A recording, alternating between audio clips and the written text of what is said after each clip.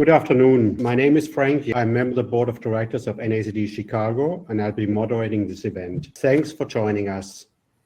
2024 was certainly a very busy year for regulatory and compensation issues. From the Tesla issue to the Chemours case, the tug of war on federal non-competes, the gridlock on oversight and regulation for proxy advisors, there was a lot to keep track of and to keep us at the compensation committees and on the board on our toes. I'm excited, very excited that I will be joined by two very knowledgeable executive compensation experts from Pearl Meyer, Deb and Dan Moynihan, to help us make sense of all of this and to prepare us for 2025. But before we start our panel, let me turn the call over to Mary Canizales from NACD to go over some housekeeping items.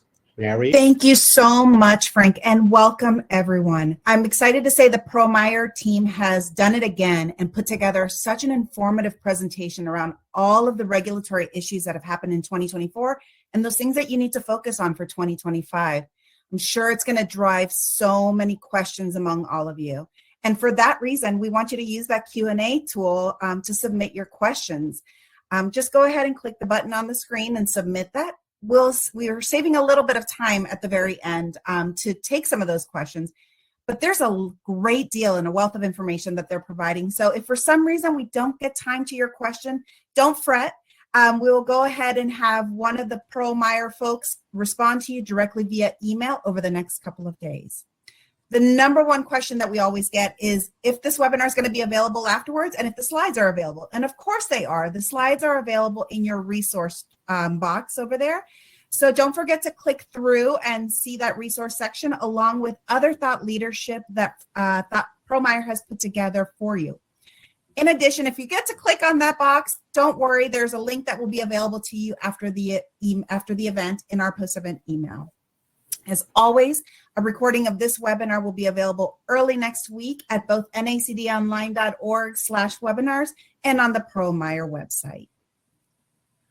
All right, so for those of you who are certified in directors and fellows, thank you for participating in today's webinar, and you're going to be earning a credit towards maintaining that NACD credential. You'll automatically receive that credit for today's participation, but please note that you must attend this webinar for at least 50 minutes to receive that credit. And speaking of that certification program, if you're interested in learning more or setting yourself apart from others as a high-performance director, this designation is a wonderful way of doing that. So check out our webpage or contact your membership advisor at credentialing@nacdonline.org. Finally, at the very end, we have a few evaluation questions that we'd like to send you as a follow-up to the program. We really would appreciate your feedback and hope you provide us some of that insight that we can make our webinars better. So with that all said, I'm going to pass it over to our experts. Dan, why don't you go ahead and get us started? Great, Mary. Thanks for that. So folks, as you can see on the agenda, Deb and I are really excited to bring to you some of this information today about some of the regulatory issues that we're facing, as well as some of the executive compensation headlines. We're going to really try and take a look at, what we're seeing as comp committees are wrapping up 2024, what we're hearing in our boardrooms, and then talk a little bit about, the top 5 issues we see for committees going into 2025. So, ultimately, hopefully you'll get some good data. We've run a couple of really good surveys lately on executive pay practices and executive pay projections to gather some of this data. So it's kind of new and fresh, and we're excited to bring it to you. So you can jump to the next page.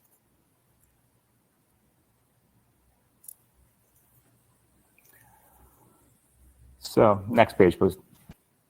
So as we wrap up 2024 and look ahead into 2025, it's been an interesting time out there. What we're seeing is about half of the companies that we've chatted with are expecting 2024 to be, better, moderately better, or significantly better than results from 2023. And I think, that's the good news about, where businesses are today. And really only 17% of our respondents have said they are expecting any kind of decline in business results. So, what does that mean as we end 2024 and start thinking about 2025 kind of pay programmatic things? It means that, we've been talking a lot about base pay projections for the coming years. We're thinking about executive increases.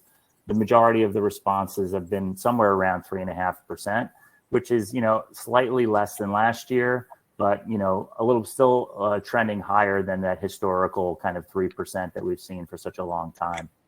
I think the other really good news is that more than half of the companies are expecting STI payouts to be at or above targets. So that means, goal setting was appropriate and people are kind of hitting, at or above their target expectations. I think on the other side of the equation, though, we've got only about slightly more than a third are expecting their long-term incentive payouts to be at or above target. And I think this has a little bit to do with kind of, coming out of the post-pandemic and then goal setting. And, typically these these LTIs are sitting on a 3-year timeline. So we've got a little less than expectation, I think, because the goals were set a little bit higher back at a time than we're seeing today. And I think what's interesting too is that, you've got, while almost a little bit more than a third are thinking at or above, you've got, almost a little bit above a third also saying we're not quite sure about expected payouts. And this was as of, kind of 10-1. So maybe 4 or 5 weeks ago, when we had our data in-house, people were saying, I'm not quite sure where 2024 and our LTI payouts are going to, fall out, but I think there's an expectation of, some solid returns. So, Frank, I just had a question for you. What are you seeing in your boardrooms around kind of expectations for, the end of 2024 going into 2025 from a kind of business results and, payouts? You know what? It's funny you ask me this because I would have basically answered similar to what you just said. There's not too much of a difference to what your survey result showed. So I'm in line with that. Great. So I think if we slide to the next slide, we've got a little poll to talk about and just, kind of reach out to the 400 plus that are, with us today to see where do you think, your short-term incentive payouts are going to be, coming in for 2024. And, are you kind of aligned with where we're at today? Yeah, I think, it's been an interesting time in goal setting, like, as I mentioned, the COVID impact of having 2021 results and 2022 results be relatively strong. And I still think there's a little bit of a hangover to this of people setting, expectations might be slightly higher than, where we're going. I think it's interesting as we're starting to see the results come in, we're probably, the majority, or the bigger percentage right now, a third, are hitting at or slightly above target. I think that would be wonderful news for our survey team to say that, from this representative sample, we're hitting on about the same numbers as the sample from our survey as well. So I think that's a pretty good indicative point. So we could probably jump on to the next slide. And I think, as we look to the future of, where are we and where we're going for 2025, we've asked a number of organizations, what are they doing to think about their incentive plans and their goal setting challenges? And I think the most important thing is that about 40% of businesses have taken some action around their incentive plans. It could be anything from widening performance spreads, to increasing some emphasis on relative metrics to their peers, or even just, adding an increased emphasis on qualitative or subjective goals. And I think it's just really comes down to what's going to make the most impact for your organization. But I think on the other side is that, when we start talking about how wide should your performance be and what is the expectation for max performance, the majority of companies said that they feel like the targets of their expectations for overperformance and, exceeding excessive payouts or higher payouts feels good. But around 20 to 22% are saying we feel like we need to increase the performance in order to get increased pay. So I think that does truly align with this kind of pay for performance mentality out there in the marketplace right now. So I think it's it's all trending in the right direction. Next slide, please. And again, I think, when we like to talk to companies this time of year about, is your incentive plan working? Do we need to think about, plan design changes for 2025? And, what we have found is just a little bit less than half, about 40% of our clients are saying, hey, we need to kind of relook at our short-term incentive plan to see if it's making sense for our business. And I think it's the biggest thing we're seeing is, adding new financial metrics. And then you have some modest things going on in the marketplace. The news has lately, put some greater emphasis on ESG as a metric and trying to understand, does it make sense? Is it the right metric for our business? There has been some pushback with some companies like a Tractor Supply or some others where they got some, pushback from their consumers around their incentive plan designs. So I think it's just an interesting time around this. Frank, what's your view on, ESG or sustainability in the incentive plans and, what you see in the marketplace and with your, board seats? Yeah, great question, Dan. There's certainly a lot of discussion about ESG. First, it was very much in favor. A lot of companies adding ESG metrics, and lately the discussion is going in a different direction, that there's less focus on ESG and there are politicians pushing against it. So what I have seen, and I talk to a lot of companies as an active member of NACD, not just the companies I serve on the board on, but many, many other companies. If the ESG targets which companies added is in line with their business goals, there's a good chance that they're going to continue keeping those. If, on the other hand, they just added an ESG goal because to appease their stakeholders, there's, I think, a higher chance that that's going to go away over the next couple of years. Let me give you an example of an ESG goal which might be in line with the business. If you're on a business of manufacturing products that help your customers reduce carbon emissions and reach their climate goals, this would be in line with your business, and most likely those ESG goals, they're going to stay because it just makes good business sense. Back to you, Dan. Yeah, I appreciate it. I just kind of have one follow-up question. I've heard some conversations that the case for eliminating ESG is that it just should be table stakes. Like, we should be doing this anyway. It's kind of like, it likens it to, isn't this part of our job description, not part of our incentive? Do you have any view on that? Oh, yeah, absolutely. So as a former CEO, I think I did all this stuff. We did all this ESG thing, and all of a sudden there's a big focus on it. And my first reaction when I first heard about it said, what are you talking about? We have been doing this all along. And I think most companies do it. The question is, does this mean you have to have a target in your compensation plan or not? There are so many other things which we are doing as a company which are not necessarily reflected in the compensation plan. For instance, health and safety, accidents and so forth. That's certainly something what companies do. Is it in the compensation plan? Most companies probably don't have it unless they are in a very accident-prone industry. So there are many, many things companies are doing which are not reflected in their compensation plans. But there has been a tremendous pressure on companies from investors and proxy advisors to add ESG targets. And I'm sure many companies are just sitting there and say, well, we have been doing this all along, but we certainly can add it. And, as I said earlier, if it makes business sense, I think there's a good case to add it. If it's just one more thing, it, I think, could dilute the compensation plan. Great. Awesome. Thank you for that.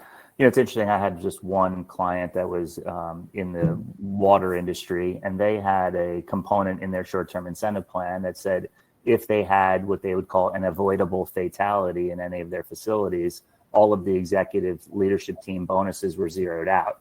So, I mean, that was, an extreme case where they're saying, the health and safety of our employees is far superior to any compensation plan. And I think it was, really the CEO saying, she wanted to put the impact of their plans to say, the safety is more important than anything else here. So interesting. Yeah, and I saw this in companies where they had a big problem.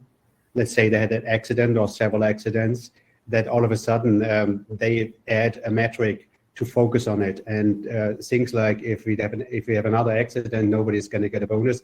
I think it's very appropriate, especially if we want to change behavior, if there's a real issue. Good, great. All right, we're going to change gears a little bit to long-term incentives. So if you could, hit the next slide. I think what's interesting is that when we start talking about, the prevalence of LTI programs and who is participating, we've seen, I think a little bit of an upward slide in this where, the cost of equity programs, especially in our public companies, continues to grow.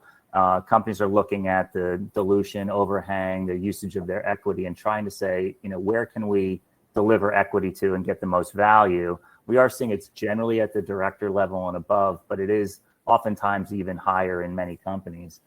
In privately held businesses, it's even a higher bar to climb to get into, equity or long-term incentives. And then we are starting to see some growth in nonprofits really talking about long-term incentives, obviously not equity compensation, but the use of longer-term, metrics to, measure business, value creation over time, attainment of the mission over time. So it's just an interesting thing to watch the governance and usage of long-term incentives kind of trickle down from public to private to even nonprofits now. So you can hit the next slide, please. Dan, if I can just add something, the way I look at it is if the person who gets it has an impact on the long-term success of the company, I think it makes a lot of sense. If, however, the employee or the executive or lower level doesn't have too much of an impact on longer term, I'm not sure if it's necessarily something I would advise. Of course, when everybody aligned with the success of the company and the value generation, but I think that's where I would draw the line. How can they really influence it? Otherwise, it's just a profit sharing program. Absolutely. So. And I think along those lines, we start looking about what are people talking about relative to changing their long-term incentive plans in 2025. Not a lot of companies, 1 in 5 are talking about making changes. And really those changes are reevaluating those performance metrics or changing the vehicle mix, maybe moving more towards even more performance-based equity. And I think that's just been in response to the shareholder activist groups or the ISS and the Glass Lewis's of the world. So just interesting times. I think also we have less than 5% are saying they anticipate making any change in their processes relative to granting. So I don't think we're going to see much in the way of who, changing who gets it. And I think we're going to see a relative, consistency around, long-term incentive plan design in 2025. I just want to change gears a little bit and just throw up a question here relative to, we've got a poll question coming up. This is just one other thing that's come up. It came up as part of the short-term incentive thing, but is the board talking about artificial intelligence and how it could potentially impact executive compensation? So if we can get that poll up.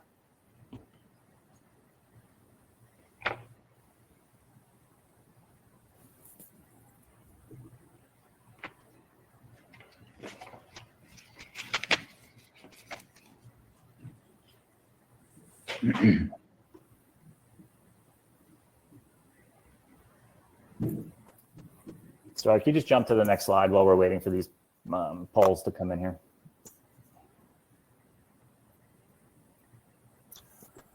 I think what we're finding is, in talking to our client base around this is that about 1/3 of companies have started to really make some significant investments in artificial intelligence, especially around software licenses that they may need relative to things like Copilot or other AI tools, hiring, AI talent inside, training and development, et cetera, and it's pervasive. I think what's interesting, though, is that when you start talking about AI and how it could be impacting compensation, I think, we're seeing our survey said only 2% have really even talked about, putting it into their plan. It looks like this group, has about 8% have made some decisions around it. 20% are considering it, but, the great majority, 70 plus have said, no, we're not doing anything with it, or maybe we're going to do something in the future. So, AI is, I think it's a unique time for us. And Frank, what are you seeing relative to that AI conversation, in the boardroom right now? Yeah, a great question, Dan. Well, first of all, let me preface it with saying I'm not a fan of changing metrics in the compensation plan on a too frequent basis. I think there's value in consistency year over year in the metrics. However, if you are in a company where AI is a major component of your business success and AI implementation and use of AI increases your competitive advantage, I think by all means it would make a lot of sense to add an AI component. I wouldn't be surprised if some of the tech companies have a higher portion in your survey of adopting AI metrics. If, on the other hand, AI is just another tool to increase productivity and efficiency in your organization, doesn't provide too much of a competitive advantage, you have to weigh whether implementing AI metric at the expense of another metric, dropping another metric, or just adding another metric to which means diluting the metrics makes sense. So I think it very much depends on the industry. I serve on a couple of companies in industrial manufacturing, and we have not added any metrics yet. Back to your question on AI. Great, perfect. All right, I think at this point we're going to just change gears a little bit, and I'm going to let Deb talk about some of the regulatory updates and challenges that you're probably likely facing in your committees right now. So Deb, take it away. Thanks, Dan. Well, welcome to your regulatory sandwich. We decided to put a lot of really good technical information in between the more exciting pieces of executive compensation planning and forecasting and top 5. So with that said, there was a lot of drama this year in the regulatory scheme, a lot more than we've seen, and it was even hard for us to follow because some of it was politically motivated, some of it was administratively motivated, but we'll try to take you through all of the top 5 or 6 top topics we covered and talk about a little bit how it might impact you. Oh, but before we get there, Dan, did you want to address the polling that just came out? Okay, I guess we'll come back to that. So the first thing let's talk about, which is pretty significant and got a lot of our clients kind of, a little bit riled up because it was a big one, which was when earlier this year, the Federal Trade Commission issued some rules that said that they were going to ban on a federal level all non-competes with very limited exceptions for a few grandfathered awards for senior executives. And that was a big deal. It required companies to go through everything that they had, see if it violated this statute, see if they can get around it by using either non-solicits or garden leaves or other ways to protect their intellectual property. So many companies went through this exercise with an anticipated date of enforcement back in September. In the interim, between May and September, we saw a flurry of federal court cases. There was a Texas and a Florida federal court case that said, no, you couldn't enforce a federal non-compete. There was a Pennsylvania case that said it might be okay.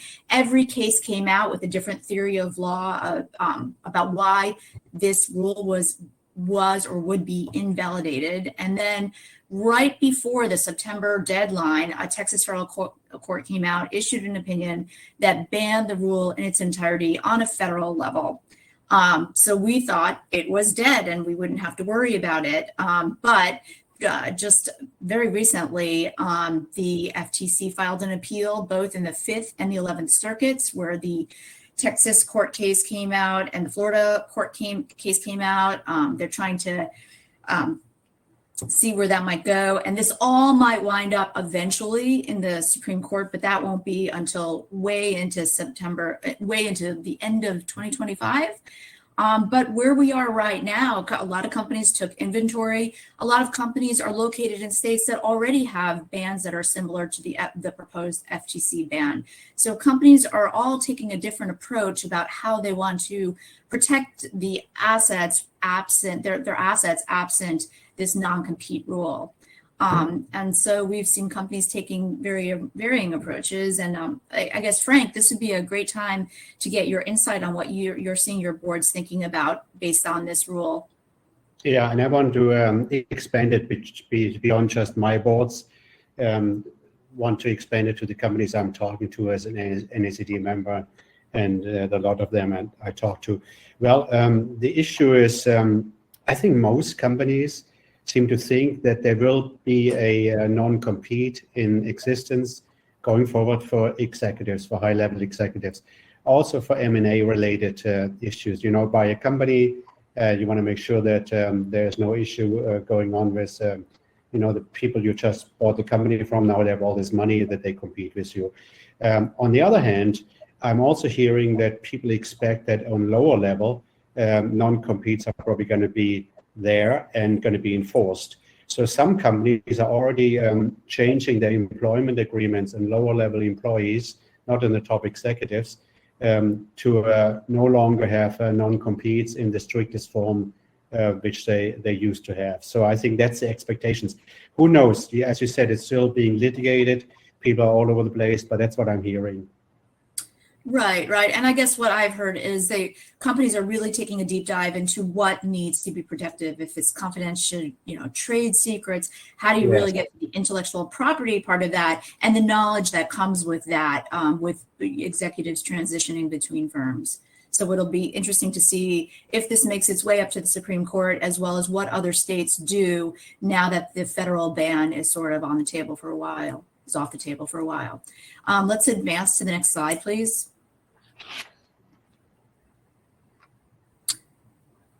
I think one back. Tesla. So Tesla, I mean, you can't help but hear that name on a daily basis now. But what we really want to talk about is what happened in this case.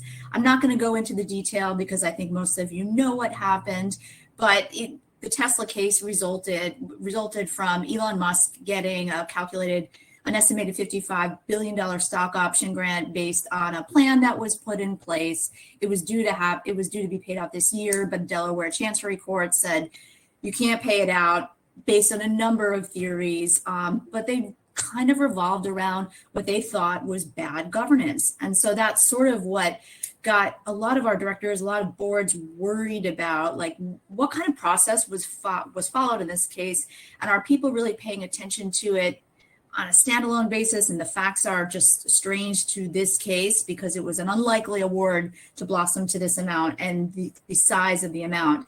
And as time went by and we started thinking about it, and ultimately the shareholders did approve it, I think most of us came to the point where we looked at the lessons to be learned from that case to make sure you had governance protocols, you had board independence, directors who might have been considered in conflict with the decisions were not involved in approving.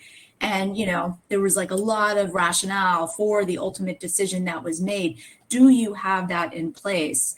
And I think as we asked around and we talked to our clients, we found most of these clients do have these guardrails in place. So while the Tesla case was sort of like a wake-up call and there were some defects in governance, I think that as a general matter, most companies have been doing everything that they can to have good governance with respect to even outsized grants. Dan, did you encounter any clients that sort of talked about this as well? Yeah, it's interesting. Just I'm in the process of going through with one client, and they're thinking about a larger than normal grant for their executive team. And it's really meant to be transformational for the business. It's, they're at a certain level and their shareholders are expecting more, and they really think they can accelerate, to a far greater level that they can get to. And a big part of the process has been, I think that this ruling has created like a new checklist, for the comp committee and for the internal teams to really make sure that they've spoken with counsel, spoken with accounting, dealt with shareholder groups, and, try to get ahead of the curve on this so that you don't wake up on the back end of it and realize that you've run awry. But I would agree that most of the guardrails were in place, but I think it's helped to kind of, crystallize it and create a checklist for go forward for anything that's kind of abnormal to their normal practice. Right. It's really provided some codification for committees to follow. Yeah. So let's move on to the next exciting regulatory issue.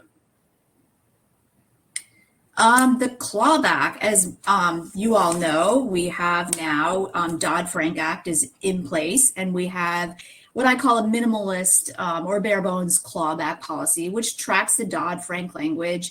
It's only triggered in a narrow circumstance. You have to have a restatement. It only applies to high-level covered executives.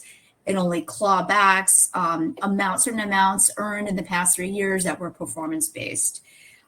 What we have seen is that over the course of this year, based on both, I think, proxy advisory rules and guidance, as well as just sort of things that existed before we had the bare minimum Dodd-Frank Act. There are these secondary policies, whether they're embedded in employment agreements or stock incentive plans, or, in some cases, a separate standalone clawback policy, which is often called the misconduct policy. We're seeing a growing number of companies adopting that. And most recently, I think in the Harvard Law School Corporate Governance Forum, they took a survey, and 80% of companies have something that go beyond the Dodd-Frank Act.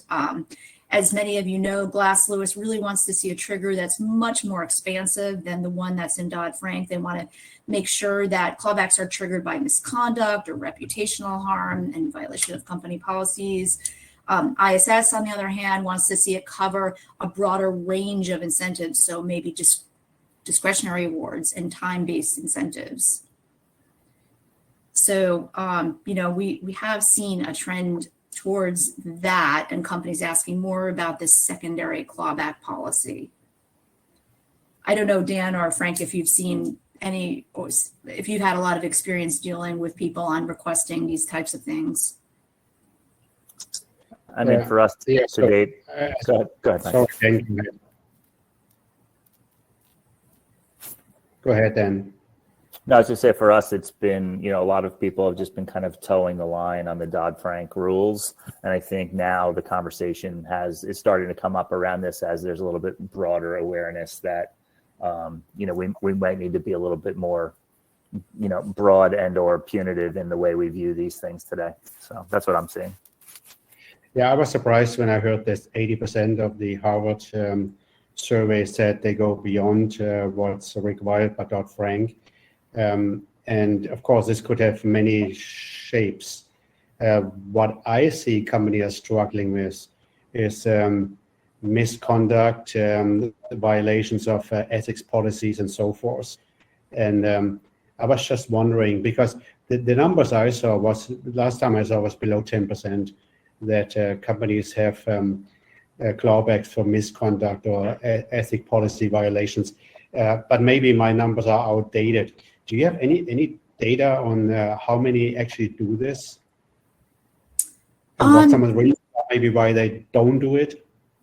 Well, I do think that because there were pre-existing policies conceptually prior to Dodd-Frank, so even if you didn't have a separate clawback policy, perhaps you had something embedded in employment agreements that provided for a misconduct clawback. I certainly started seeing over the years reputational triggers in executive compensation employment contracts. And then, we have the secondary the Dodd-Frank policy went in. There were clients that were asking for an official secondary policy that ran in tandem with the Dodd-Frank policy, but perhaps that 80% also covers situations that were pre-existing before the Dodd-Frank policy became required. Yeah, or it's a broader group of people, or it's a longer period, or it's more benefits, more compensation elements. But I think there's a lot of companies struggling with defining misconduct if it doesn't lead to any financial restatements. However, I mean, I'm a strong proponent. I think misconduct or violation of ethics policy could lead to a tremendous pressure on the company's reputation, could damage the share price, as we have seen with companies who didn't have a financial restatement, but let's say VW, right, with their exhaust issues, has negative impact on the share price. And I just think there should be a clawback. But I just know that many companies say it's so hard to measure. Majority of companies don't do it yet. We don't want to be in the bleeding edge. But I think there's a trend. There's a trend to broaden it, including misconduct.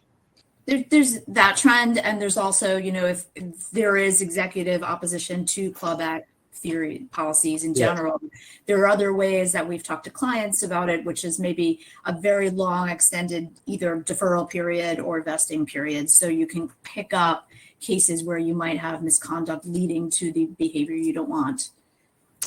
Yeah, which obviously you said executive pushback always surprises me, because when I was CEO, I would welcome a clawback for misconduct or for my executives and for myself, right? Because that's what it's all about in the end. You want to make sure that you set the right example. But I think it's a lot about how, a lot of people talk about it's subjective. It's not like a financial restatement, which is simple. Sorry for, I'm just passionate about this.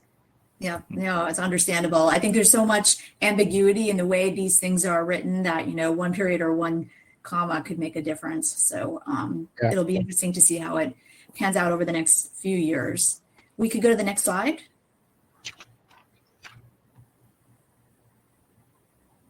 Great. Well, we wouldn't have a complete presentation for you unless we took a deep dive into what are ISS and Glass Lewis predicting for next year. And as many of you know, have been doing this for a while, they now have a kind of structured process. Well, they'll put out a survey at the beginning of the fall, and they'll ask some pointed questions, which usually hint at the direction that they are heading. And then we'll get the policy survey results. We got ISS a few weeks ago. We got Glass Lewis just yesterday. So we'll give you a little heads up on that. And then sometime around Thanksgiving, the actual policies are released, which unfortunately is a little too late for us to figure out anything for things that have already happened. But they're good to keep in mind for what's looking ahead for the following year. So the two big takeaways on the ISS policy survey that they asked really are this shifting focus on time-based equity as a potential positive mitigating factor.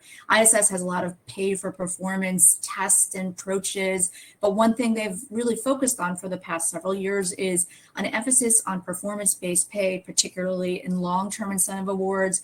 And they really want to see more than 50% of that pay be in performance share units or PSUs. This year, ISS asked the question, how would you view investors and non-investors time-based pay as a larger portion, and would that impact how we review it as mitigating factors? And other questions they tacked on to that is, if time-based pay isn't so bad, how long of a vesting period should it have? Should it be 3 years or 5 years or even longer? And they also asked, what would you like to see with respect to a post-vesting hold based on time-based equity? We got some answers back, and while investors, who they really focus on, seem to prefer continuing with their approach on performance-based equity, companies want to change, and ISS, kind of did a write-up saying other investors outside of the United States are also looking at an emphasis on time-based awards, and maybe it's time to shift to it, but with very long vesting periods and post-vest holds. So that's a really interesting trend, and a lot of things that people are talking about now. We have heard that for PSUs, because of the long performance cycle, sometimes they're overlapping cycles, and it's hard to see the results like really have a good view to whether or not they're effective based on results over these overlapping cycles. Dan, have your clients been talking about this very much? I think what I've been hearing is a little bit about this shift to a desire for some more time-based awards in that longer, time horizon. I've heard some 5s and some 7 years actually, where there's the board is saying we're open to, time-based awards, but maybe not, having it be as short as the 3-year cycle that many are enjoying right now, just as a retentive tool and a kind of a smoothing option as well, where you're going to have good years and bad years with your performance-based equity, but the time-based equity can be a little bit more of a smoothing factor. So I think that's one of the things I'm seeing. Frank, have your boards or your clients, your interactions been talking about this much? I mean, certainly we talk about this on an annual basis in our boards all the time. I'm very performance oriented.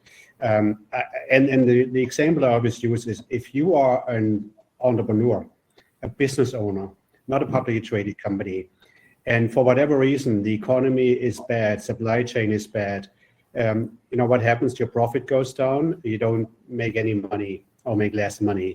If on the other hand, everything goes well, the economy is booming and a lot of demand, you're doing well. And I think the same principle should apply to publicly traded companies. In other words, if there is anything negative and business is not performing well, share price goes down, shareholders suffer, so should the executives, and vice versa. However, I do realize there are limits to it, and limits come in form of competition for talent, and companies such as yours, Perlmeyer, can help compensation committees look at what are our competitors doing, who competing against, who competing for talent, not necessarily the same industry or same business, just companies who compete with our talents.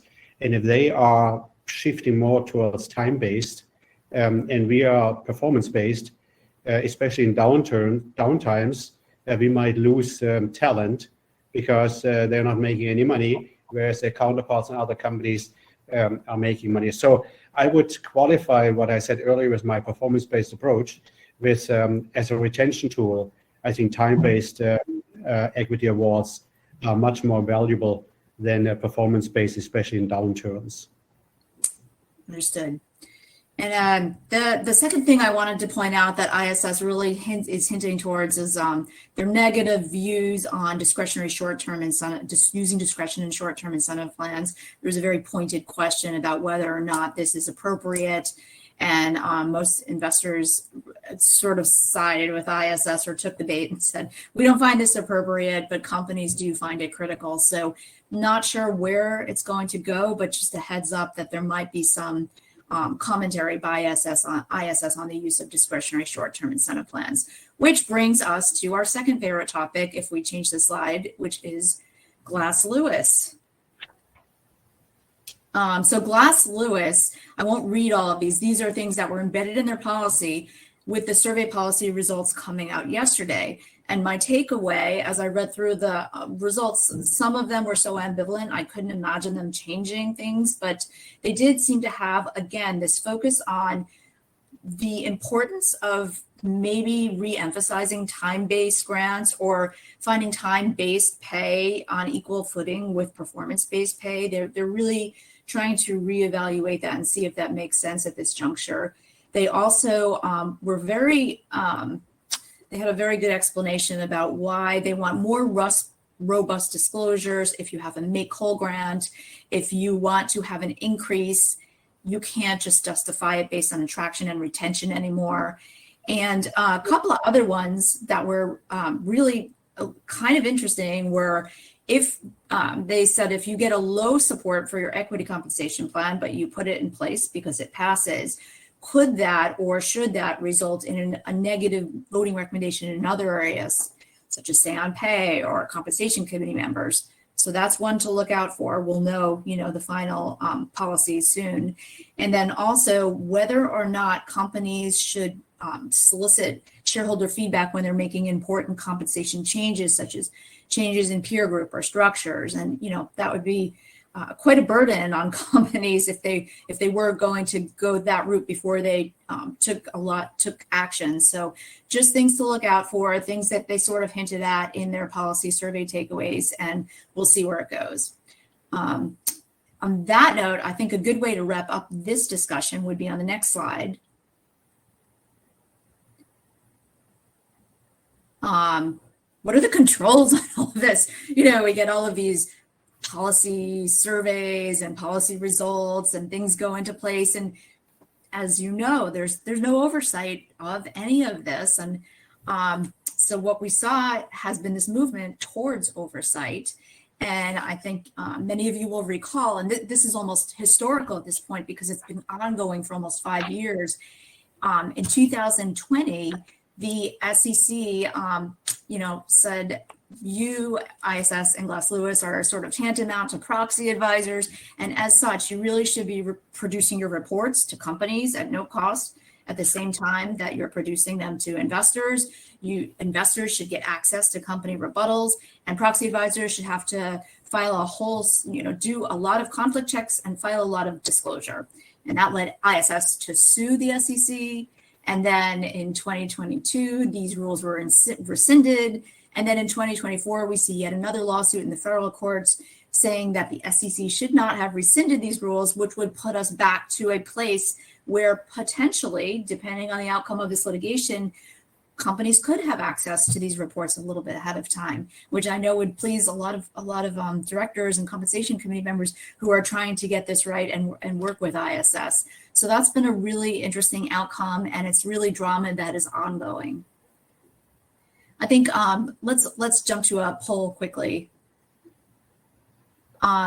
We were curious to understand whether or not you got, of the people on this call, what were you most concerned about this year? Was it the Tesla ruling, the FTC ruling, or ISS Glass Lewis updates generally?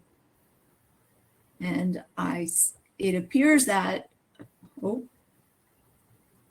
well, maybe we can come back. In the interest of the time, maybe I'll pass this back over to you, Dan, so you can pick up on everything else. But it looks like most people are sort of split in their thinking. Right. Good. Yeah, I'm going to try and hit through some of these just really quickly. We talked a little bit about ending up 2024 and heading into 2025. And on the next slide, we've just got a list of kind of like 5 hot buttons that committees are, we've been having discussions with our committees, about for 2025. And the first one is, we've had such volatile markets over the last, 24, 36 months. People are trying to look at and say, hey, do our performance units and our performance-based equity, is it working for us? And are there tools or tricks we can do to mitigate some of this? The ESG issue we already hit on. And it just interestingly, I saw a question in the chat about the ESG, just saying, has it been more heavily weighted towards DE&I versus governance? And I would just say that in many companies, yes, it's been more heavily weighted towards DE&I. But I think in the younger companies, newly publics, companies trying to get their acts together, there is a more heavy emphasis on the governance piece. So a lot of it depends on kind of your stage of life, in your life cycle, et cetera. I think the last 3, and I'm going to kind of combine these all into one, is, the remit of the comp committee has been kind of evolving over the last 5 years, 10 years even. And now we've got HR and compensation. We've got leadership and compensation. The committee's being renamed all over the place. And I think we're trying to figure out is exec comp a tool that can help support leadership and planning and leadership development? And this is something that's just inherent in the process of thinking about, do we have the right compensation plans in place for our successors? And are we thinking about making sure that we are motivating them, retaining them, and keeping them around as part of their leadership development journey so that we have those internal successors in place? And if we don't have them and we're not motivating the ones internally, how can we use compensation as a tool to attract the talent in the door? So I think that's an interesting case. And I think the other thing is just really having these conversations all the time around planned and unplanned exits of our key executives. I got a call from a committee member this morning, actually, saying, hey, they're considering a leadership change. And, they want to look at the market for a kind of short-term number 2 with an idea of bringing that person from number 2 to number 1 over the next 6 to 12 months. And they're, trying to be very proactive about it. And, it's not a failure of the current incumbent. It's just more of the time is right to take this challenge on. And I think what comes out of that is that, are we evaluating our CEO and do we have the right process in place? And one thing I find with the CEO evaluation conversations is something that sometimes gets abdicated by, nobody wants to take it on, and it ends up being either the chair or the lead director. It ends up in their lap, and trying to make sure that there's, a good process, good communication, and the message is, delivered to the CEO so that, he or she can effectively run their organization. Frank, for you, where do you see this expanding role of the committee, kind of changing the dynamic, in the comp committee? Yeah, thanks, Dan. So I'd like to respond to one regarding effectively evaluating CEO. You said that, nobody really wants to tackle it. I think it is very important. As a CEO, I always wanted to know on an annual basis, how am I doing?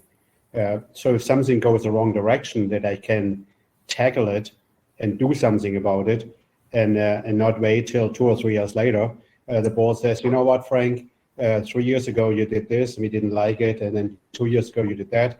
I would like to get an annual feedback. So what I have seen as best practice, and I've looked at many CEO evaluations over the time as a board member and also as a CEO, I think the best thing is, in my opinion, is a 360 feedback, to have the board and the direct reports of the CEO fill out a survey, and then afterwards with a rating and a lot of commentary, and then afterwards the chair of the board or the NomGov chair call each board member and each of the direct reports and have a discussion with them about their evaluation of the CEO. And sometimes, especially when things are not going so well, people want to put it in writing. But if you have a conversation with them, you can go a little bit deeper, and then provide feedback to the CEO, and either share the commentary and the ratings directly with the CEO, or have a conversation so that the CEO can do something about it if things don't go well. So I'm very passionate about this one. Regarding planned and unplanned exits of named executive officers, they say the CEO succession planning starts the day you announce a new CEO, because something could happen to the CEO, or could get hired away, and you need to have a succession planning. So I think it's very important. And again, it is something what sometimes gets put at the end of the agenda in the board meetings, and then you run out of time, and then you don't do it anymore. But I've seen, again, as best practices, make sure you put succession planning, not just for the CEO and the executives, but also lower level of the organization, maybe L1, L2, L3. Put it early in the agenda so it doesn't get skipped or pushed to the next meeting. Right. And what else do you have? Oh yeah, a question from the audience maybe I can throw in here, which I think is very good. This person asked if there is a trend towards stock options again. And I've heard this too, that more companies are considering stock options again in lieu of performance shares. Can you speak to this? Yeah, I think for what we see is it's a little bit industry dependent. Obviously, the tech industry is still heavy towards their options, but I am seeing an increased growth in it. But the challenge is, and it kind of goes back to Deb's commentary around ISS, is that oftentimes there's this mass homogenization of executive compensation plans where, ISS says it should be 55% performance shares and 45% PSU, restricted stock. So people start doing that instead of really looking at their business and what drives, their organization. I think the other challenge with options is that they're a little bit more dilutive. It takes more options to kind of deliver the equity value and compensation that you might be trying to drive. So, sometimes it depends on what's the availability of your shares. But, I'm a big fan over what is best fit for your organization over what is best practice, being told to us by the so-called gurus of executive compensation at ISS. So I think, it's a valid thing, and you have to look at your own unique situation to see if, your equity share pool, your stock price appreciation, all those things are appropriate to use options as a tool. But that's a good one, Frank. I think it might be a good point. We just got one last poll around kind of the changing remit of the comp committee.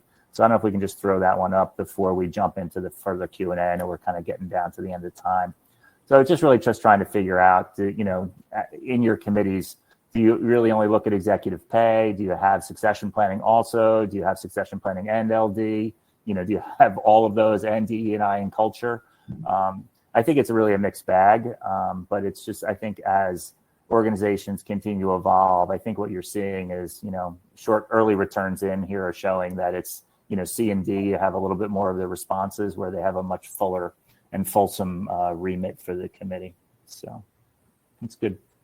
So yeah, maybe Frank, if we want to start, looking at taking any of the questions from the chat or see if anybody else has anything they'd like to ask us.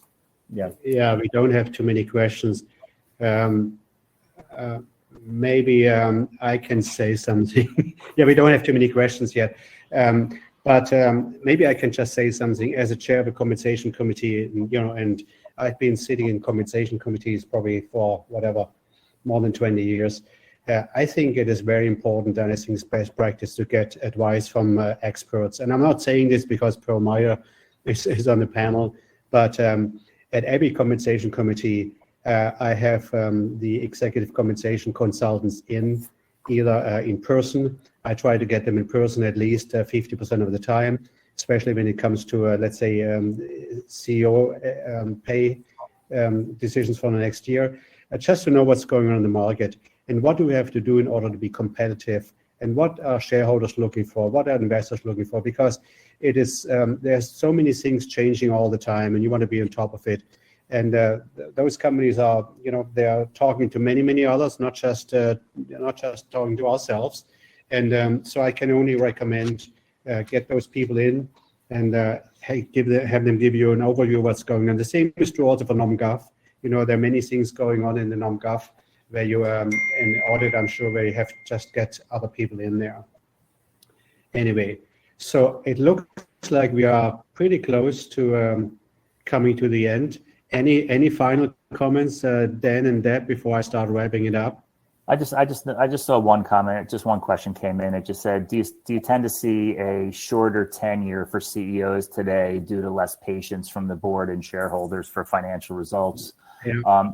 And I think one of these things that I've always likened this to is that oftentimes these CEOs are very similar to professional athletes, right? You're paying them an excessive amount of money for returns, and when they're not, delivering their returns, will you quickly trade them away? So yeah, I mean, I think it's a little bit industry specific, but we are seeing the trend of the timeline of the CEO becoming a little bit shorter, and I think that makes the impact of the compensation that much greater for them, to realize their kind of opportunity while they're in seat. So, what's the average tenure, by the way, of a CEO of a publicly traded company? Used to be less than 5 years. Yeah, I think it's probably like 3.9. If I had to, I think that was the last number I saw right now. So it's like a coach of an NFL team. Right. So good. All right. I think we need to wrap it up. So I would like to thank our expert panels. This was very informative, very helpful. I think we all have a better understanding what's going on the regulatory front, and also what's in the pipeline regarding 2025. And I think we are well prepared, now better prepared, to have conversations in compensation committee about what's going to come in 2025. So thank you very much, Deb and Dan, for all the work you have done here and for a great discussion. I learned a lot myself. Yep. Thanks so for Frank, Sorry? Frank, thank you so much. Thank you so much for the moderator discussion. Okay. Dan and Deb, again, I'm going to reiterate the sentiment from Frank, from our members of NACD, from the staff here, for sharing your expertise, and for ProMeier for continuing to provide us these compensation committee webinars that we do on a regular basis. So I want to remind folks, we would love to continue doing this in 2025, and we're working together with ProMeier to continue this series. Keep an eye out on our webinars page on our NACD site for future webinars. We're trying to do them on a quarterly basis, so keep an eye out for that. And of course, if you want this webinar, or if you want to take a look at some of the previous webinars we've done in 2024 with some of the great expertise that ProMeier brings to the table, feel free to just go on to our webinars page and look at the archived webinars. You can also go to ProMeier.com's page, Insights and Research, to take a look at that. But before I let you all go, in the last couple minutes, I just want to remind you, please go ahead and fill out that evaluation form. It's not only here, but also in your email that comes as a post-event email. I did see a question come through about, again, the slides and the webinar recording. The slides are available on the resources page. The webinar recording will be up in the archives next week. In all honesty, after this event, we'll have an email come out, and that will have an evaluation form for you to fill out. It helps us really improve our webinar series. That concludes the program. I thank you all for spending the afternoon with us, and enjoy the rest of your day.